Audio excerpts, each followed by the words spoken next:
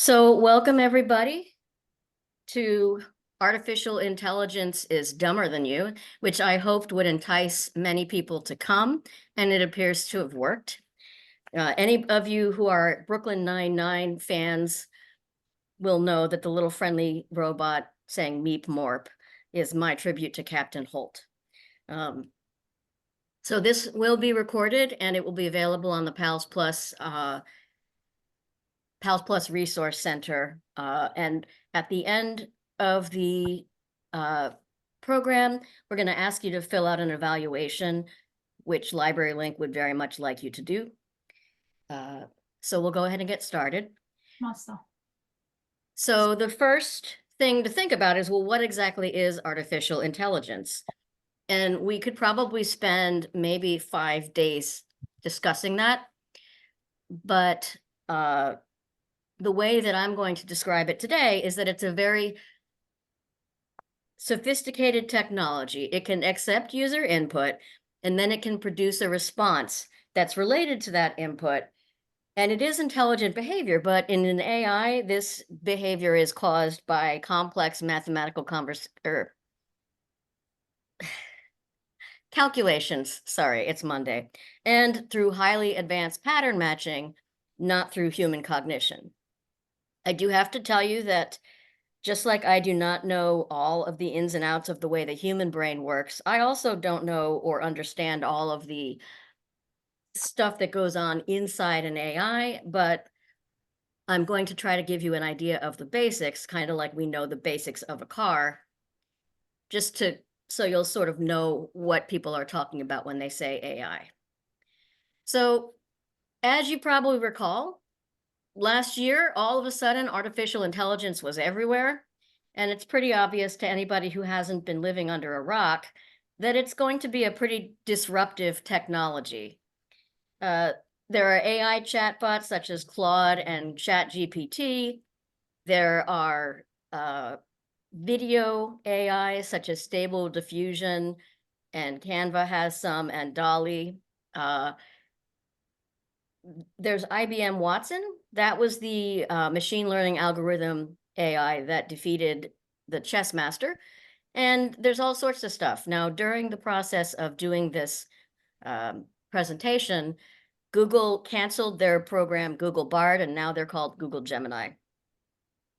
So more and more companies are also incorporating AI into their technology and their customer-facing interfaces. Now you can find AI summaries of customer reviews on Amazon, and Netflix, for instance, uses AI to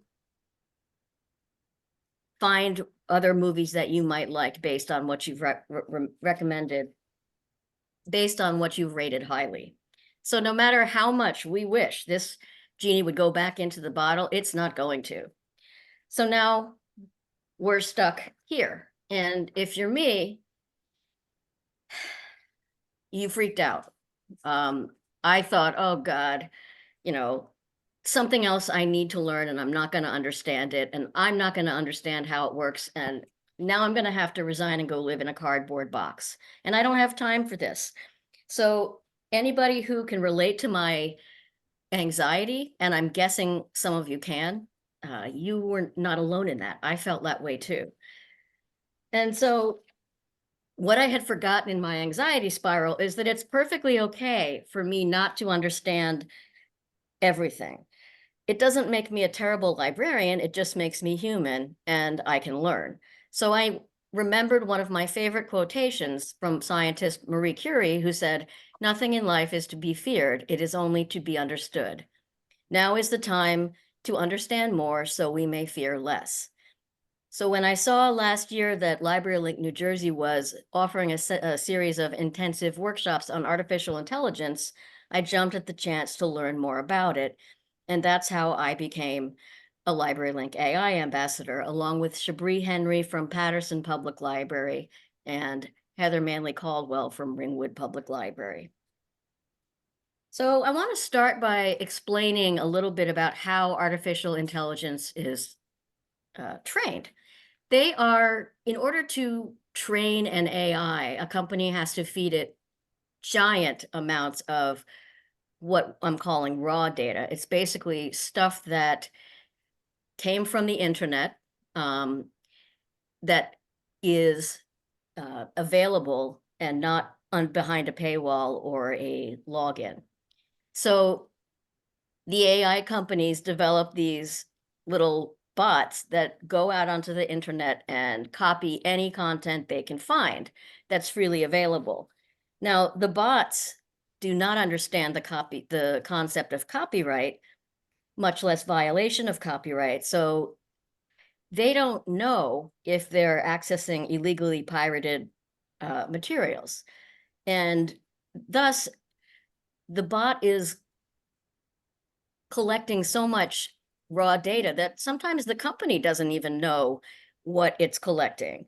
So as long as the bot hoovers up ginormous amounts of data, actually just because of the fact that it is so enormous, the company may not know when they are feeding their AI copyrighted material. So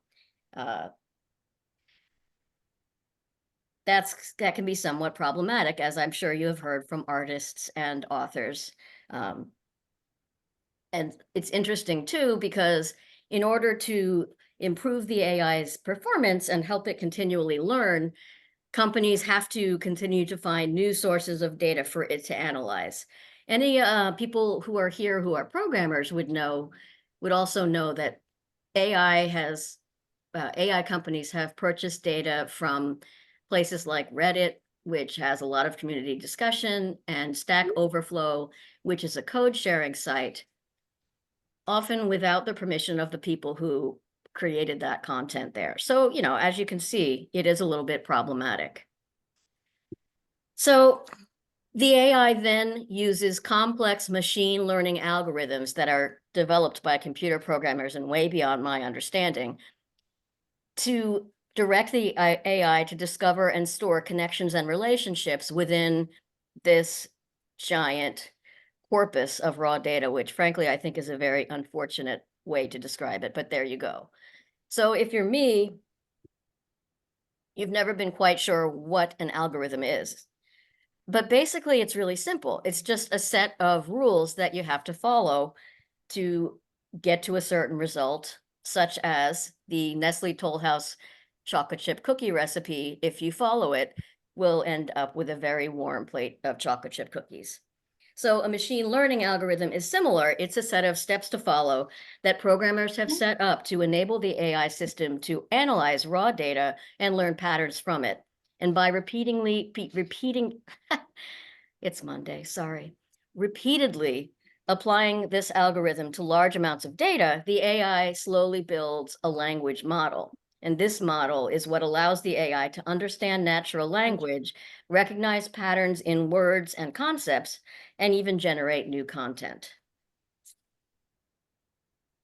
So here's an example of how the AI analyzes data.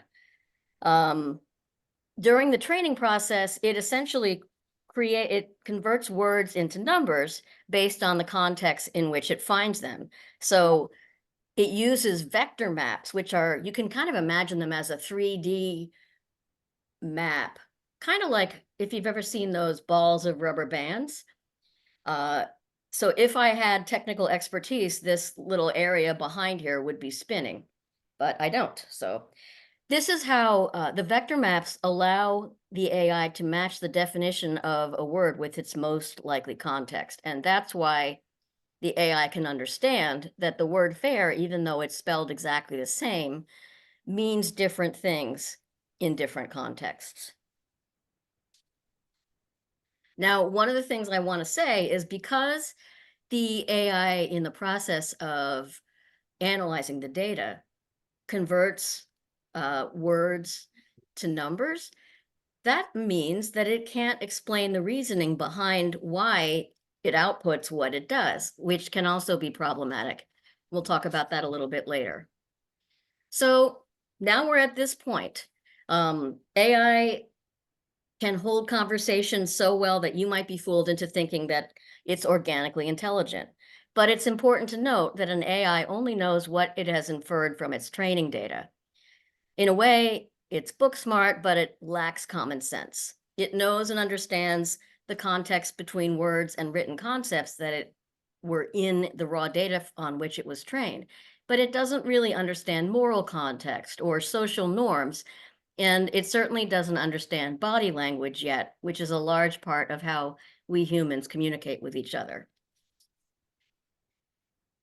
So this is an example of several limitations of artificial intelligence. I asked ChatGPT 3.5 how Haskell, one of the towns that I serve, got its name. And it gave me a very, let's see, confident answer that Haskell, New Jersey was named after a guy named Haskell Brooks Curry, who was a mathematician. This is, you know, very confident, but it's completely wrong. So this is what's known as an AI hallucination. Uh, it made stuff up. It's like, well, I don't know Haskell, New Jersey, but it's probably close to Haskell Brooks Curry because, you know, I know the word Haskell in the context of Haskell Brooks Curry. So that's what it said. So hallucinations is one of the limitations that it displays here. Also, opacity. It can't just, if I ask it, where did you get that information? It's not going to know because it's all stored in a vector map in numerical contexts. And it also understands, excuse me, it kind of guessed. It's like, well, I don't know anything about Haskell, New Jersey, but I know something about Haskell Curry, so I'm just going to assume they're the same. The other issue is that Haskell, New Jersey was incorporated in 1898, and Haskell Brooks Curry was not born until 1900.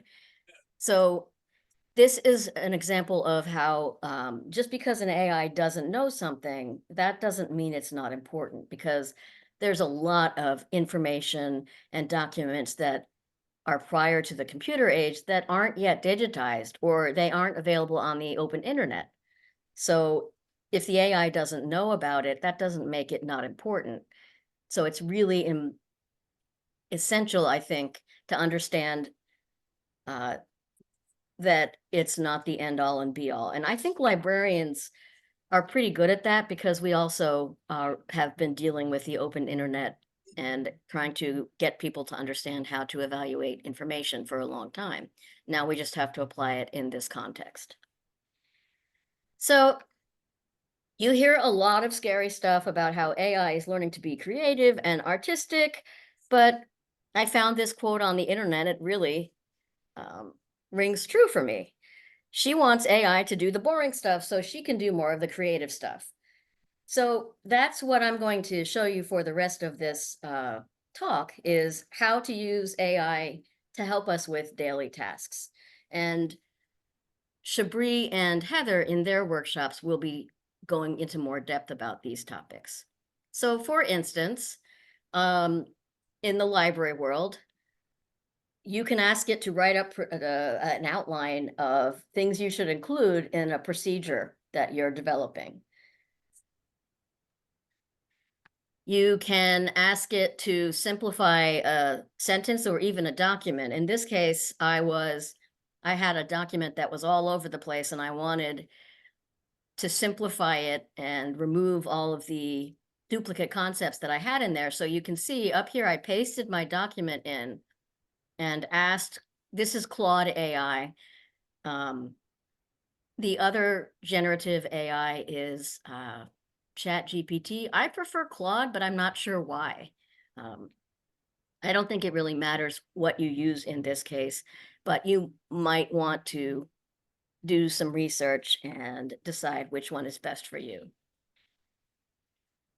Also, there is a concept called explain like I'm 10 or explain like I'm 5. This I use all the time because if it's a complex concept or a concept that people use a complicated word for when there's actually a simple word for defining it, I want to know. So actually, when I was developing this presentation, I used explain what vector mapping is, and like I'm 10, so that I could understand a little bit more, because I'm not at that ability to understand high level mathematics.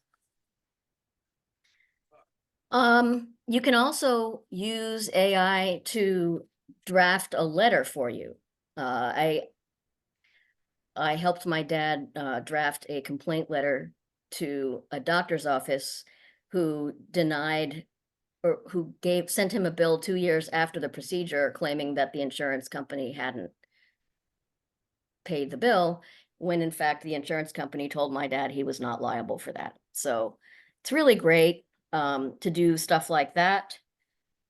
And one of the last things I want to mention is that those of you who loved Choose Your Own Adventure when you were kids, this is fantastic, because you can actually use it to create an adventure for a kid, or even for yourself. Or one of the ways that people use it is to create worlds for people to play Dungeons and Dragons in.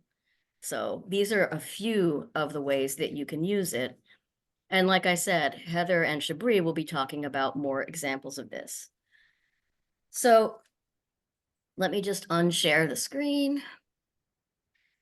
And I want to sum up here. So AI is a tool, and it's not good or evil within itself.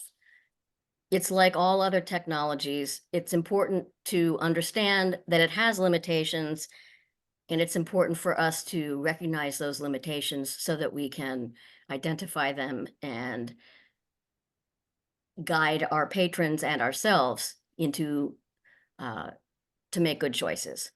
So AI can be used by people or by corporations who have bad intentions. That's not a question.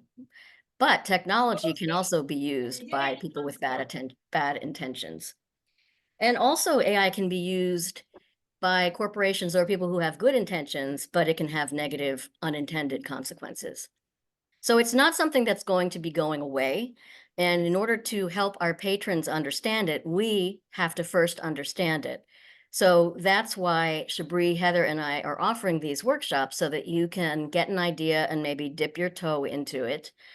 I do have Claude up, so if you guys like, we can try talking to it a bit.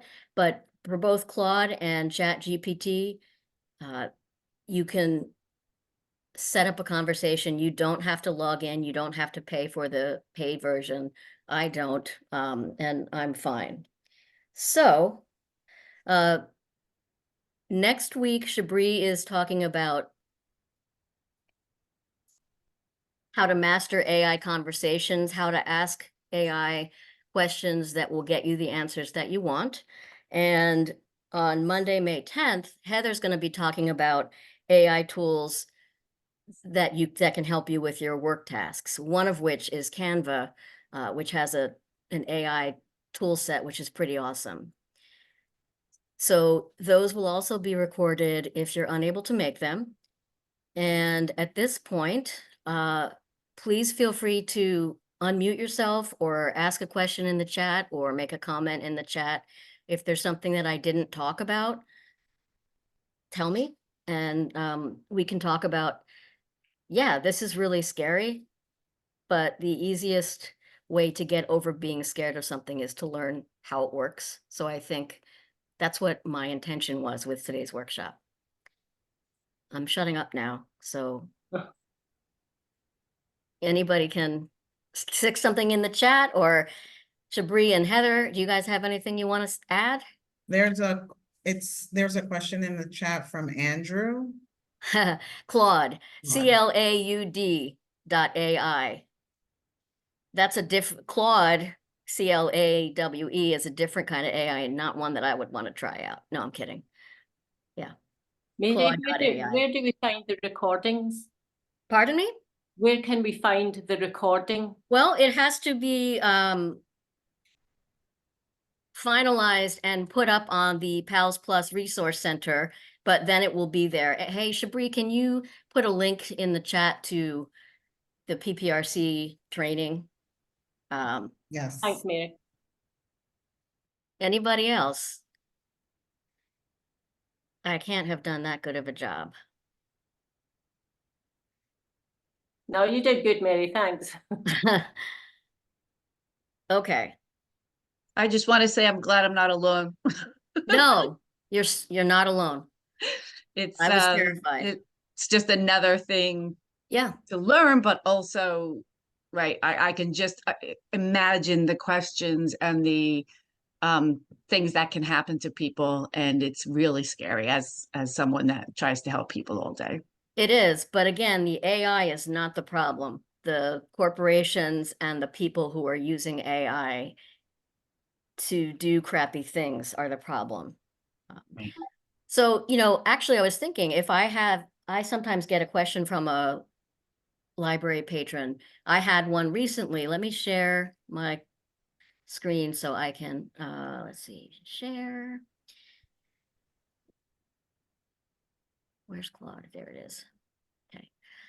I had a patron recently who wanted to dispute a charge that EasyPass had, she thought, incorrectly given her. And she was an elderly person, so she had it all typed out. No, I'm sorry, she had it all printed out in shaky handwriting on a page. And so if I had known about Claude AI or AI's ability to help you craft dispute letters, I would have said something like this. I would put the information in, my name is Mary Martin.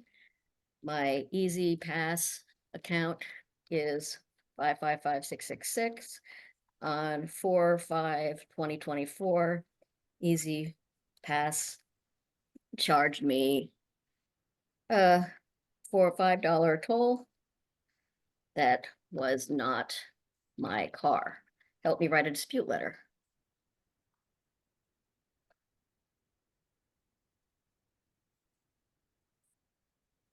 And so we all know that if somebody sends in a dispute letter that's handwritten on a lined piece of paper, it might be less likely to be taken seriously. So you can help your patron by doing this. Tell me the circumstances, and then we'll type it into either Claude or ChatGPT. And if I don't like the way this has come out, I can ask it to rewrite it. And that's actually something that I have started to use AI for, kind of as a thesaurus for a paragraph instead of just a thesaurus for one word. So I can go ahead and highlight this, and I can say, oops, I need to copy it first. And then I can tell Claude, please reword this paragraph in a different way.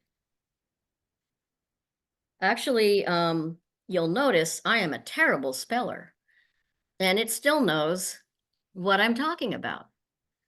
It's actually, in a way, it's pretty amazing. Stop the share now. Oh, Mary, yeah, Laura, Laura, Perplexity is actually one of the tools that Heather's going to talk more about.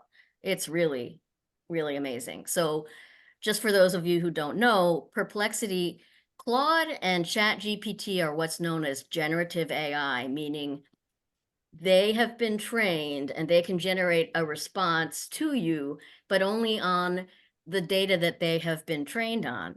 And that might be maybe their training data hasn't been uploaded since the beginning of 2023. So if you ask them who won the Cubs game last week or whatever sports team is playing, they'll say, I don't know. But Perplexity, which Heather will go into more detail about, Perplexity is actually an AI that will go out and search the internet for you. So if I had used Perplexity to ask, how did Haskell, New Jersey get its name?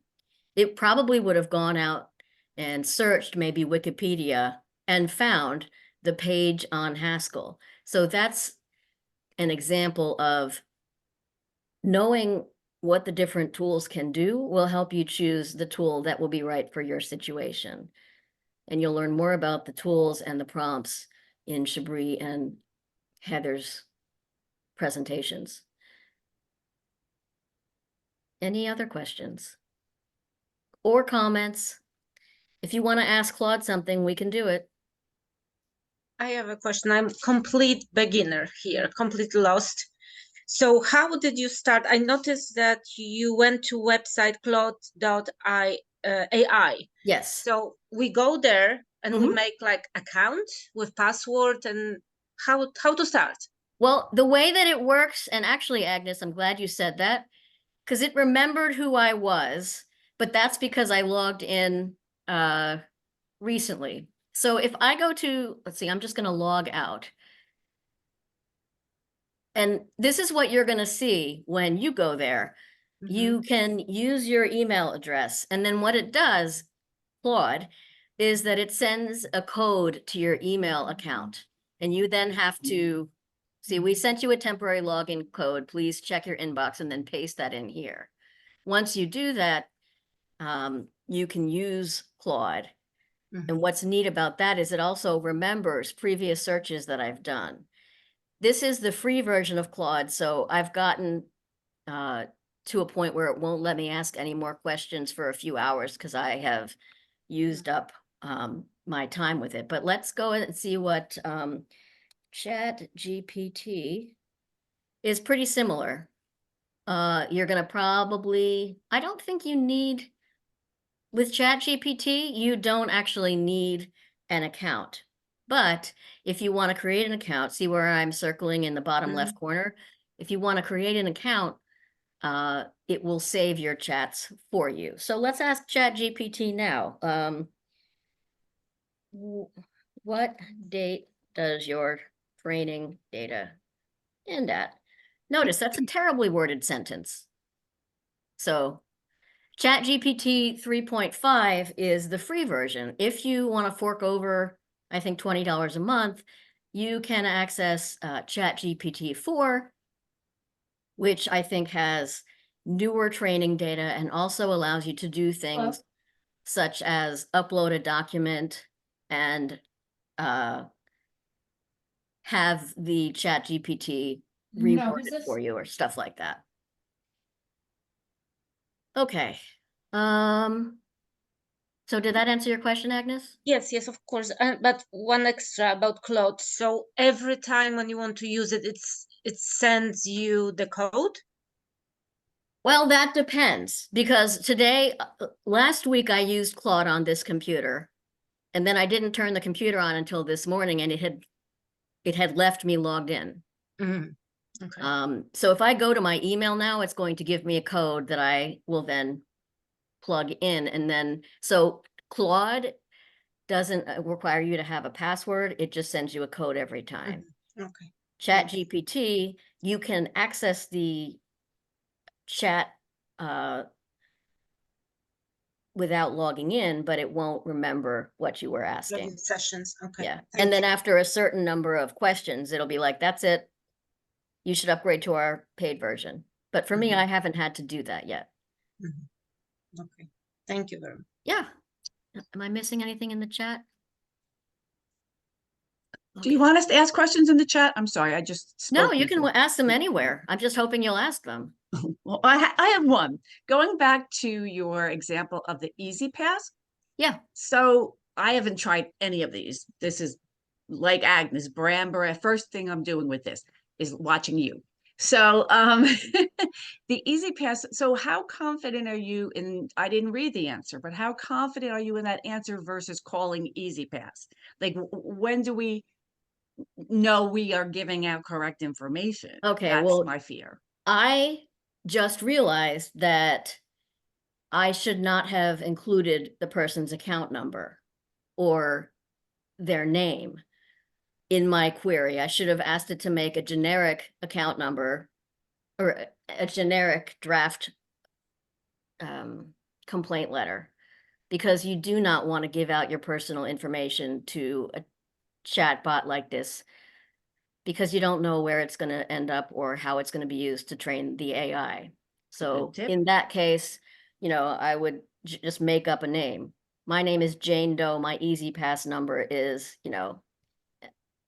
755, and then just, thanks, Anne.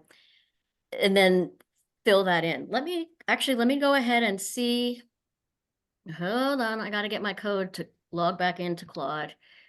And Claude. Okay.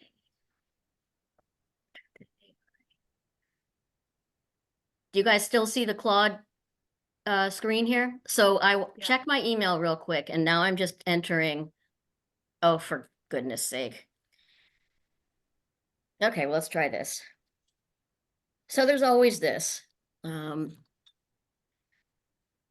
Whenever you're dealing with technology, you always have to, let's see if it will allow me to use the code from last time. Yes. So see, okay, I'm sorry, I went too fast. So it knows all of the chats that we've had. I was talking with somebody, and we were trying to figure out the definitions of plenary. I still don't exactly know, but that's not the AI's fault. So I can actually go back to the incorrect Easy Pass.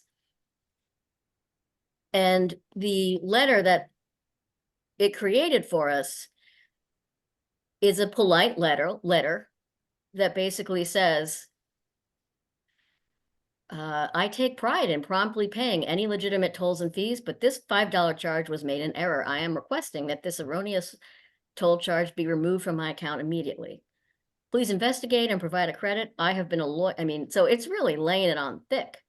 Mhm. So something like that, where you ask it to write a dispute letter, you can, look it over and then copy it. So right down here at the bottom of it, you can copy it. And then here are little thumbs up and thumbs down, which you can use if you like the answer, or if for some reason it might have inserted a curse word in there, then you can be like, no, that's not appropriate. I'm sorry. I'm gonna claim Monday now too. I thought for some reason I thought it was an answer from them. No, No, I guess I Fine. was half listening. So sorry. That's okay. Take it all back. Yeah, no, I think this person had called Easy Pass, and Easy Pass may have a chat feature, but this was escalating it one step further. Like, I'm gonna have to write you a letter now. And you can, I'm gonna ask it to please redo the letter and CC my lawyer. And even though I just typed that terribly, it's pretty forgiving. Remember how we used to have to do searches with Boolean operators and had to make sure we spelled everything right and use wildcards at the end? So this is even scarier, because now you're saying, I'm copying my lawyer on this. Can one AI program access or learn from the data gathered by a competing AI program? That is a fantastic question. And I think the answer is no, Joseph, because they are competing, and the bots that they use to go out and scrape the internet for content are probably created with in a proprietary way. They don't want the other companies to know what they do, so they just don't share it. So that's a really good point. So a generative AI like Claude or ChatGPT, they're like different personalities. They'll give you slightly different answers because they know different things. Something like Perplexity, however, that is designed to go out onto the internet and find content. And while I'm thinking about it, I think Google Gemini is another tool that will allow you to go out and search the internet, and Microsoft Copilot. How many people remember Clippy? This is like Clippy quadrupled. So what's going to happen is you can try asking 5 different AIs the same question, and you might get slightly different answers. But if you are asking an AI that will go out and search the internet for you, the advantage of that AI, and I'm sure Heather's going to talk about this some more, is that that AI can then cite its sources. I got this information from Wikipedia, or I got this information from the Wanaque Borough town website. So unmute or stick stuff in the chat. And Shabri, could you do me a favor and put that evaluation link in there again? Library Link New Jersey wants us to encourage everybody to please fill out an evaluation. So Shabri is going to put the link into the chat box. So if you could please fill that out, we would all appreciate it. Now, does anybody have any specific questions about, Shabri, did you want to ask anybody if they have examples of things they might want to learn that you could then stick in your presentation next week? Yes, if anyone has a question in advance of how to talk to AI, you can definitely drop it in the chat, or you can reply back to, I'll actually put my email address here and I'll talk about it next week. Cool. And if you have any questions about tools for helping library staff with, actually, Heather, I'm going to mute, why don't you unmute yourself, and I don't need to do the talking for you. So on May 20th is Heather's workshop. Yep, on the 20th, I'll be talking about a wide range of tools that I have found useful, and I'll show you, I'll give you little demonstrations on how I do it. And then just some advice on picking tools, because it's quite overwhelming, the amount of stuff that's out there for us to use. So I'll give you some tips and tricks on that on the 20th. This might be a good time to mention that the tools that Canva provides are only available to people who have a Canva Pro account, and that if you are a public library, you can get a Canva Pro account for free. So I'm going to stick my email in the chat, and you can email me if you need, if you want to try to do that before Heather's workshop. And any other questions? You guys are a quiet group. Okay, so hopefully I didn't make anybody feel worse. Hopefully I helped people feel a little bit better about it. If you do have any questions about today, you can email me.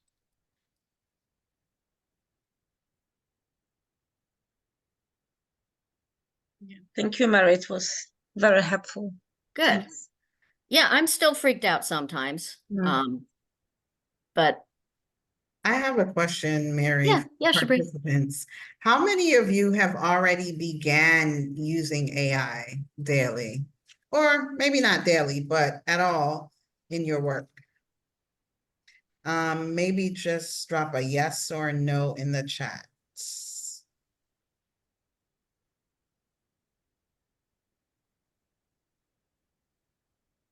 Victoria Marco says no. Lucas says yes. Robin, no. Sharon, no. Lisa says no. Kristen is a yes. Gloria. Christine, no. Carol, no. Wow, good to know. Okay, so Good. another question is, now that you have seen a little bit about what a generative AI tool can do, can you think of something in your life, either your work life or your personal life, that you might like to try it for? Hopefully the answer is yes.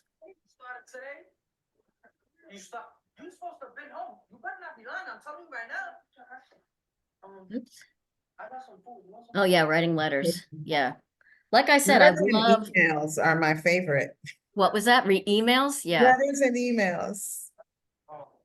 Or You know how I like to start, I don't know about you guys, but I work better starting, with a blank page is just so intimidating. So I will ask the AI to draft an outline or something that I can then say, wow, that sucks. That's totally not what I want. Now I can rewrite it. Laura says she uses the integrated AI in Canva a lot, and I've used it to draft letters, then I rewrite. Yes, same. Yeah.